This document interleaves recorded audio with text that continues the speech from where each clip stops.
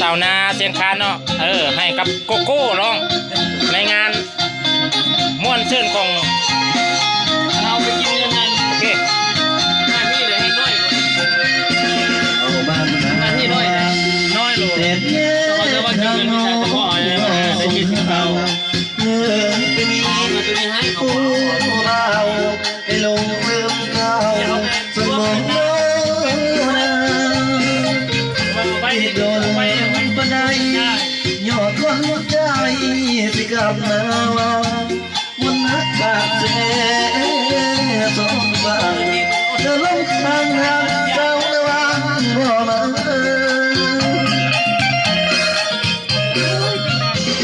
โอ้ยมานาเงาลาน้ำตาดิลาอยากเห็นอยากผิดหวัง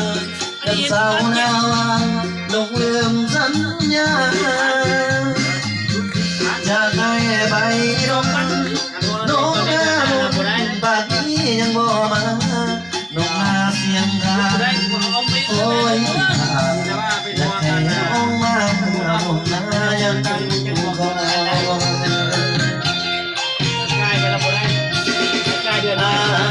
คอยคอยน้องอยู่นะเสียงทาง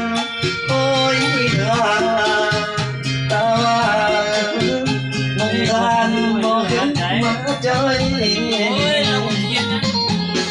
ตายไปจังวันแห่งแค่ยังเฝ้าคอยมาจะโดนหาต้องจักหน่อยขอให้คนคอยในวันนั้นเลิกไปเป่าหน้าเสียงทันโอ้น้ำมันใจกายอ่อนอยากเห็นใบหน้า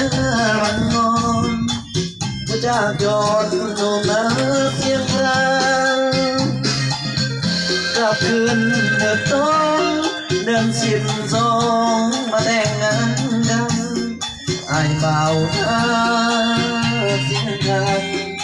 ยังยึดมันเรือสาวนา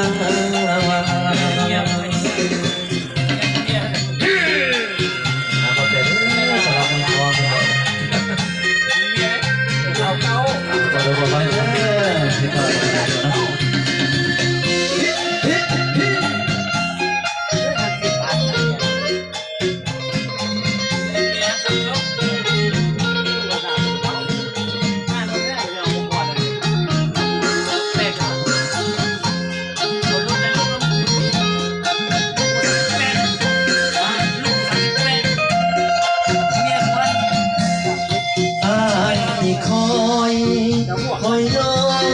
ลาเสียงทางคอยทางตาว่าง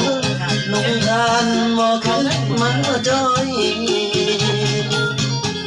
ก็ตายไหมจังวันเทียนยังเฝ้าคอยน่าจะโทรหากันจักหน่อยโอ้ยคนคอยในหัวเนี้ยมาเป่าหน้าเสียงกันโอ้มันใจได้ก่อนอยากเห็นไม่น่าบัดนอนจากโยนลงมาเสียงกันกลับคืนเถิดน้องเดือน12มาแต่งงานกัน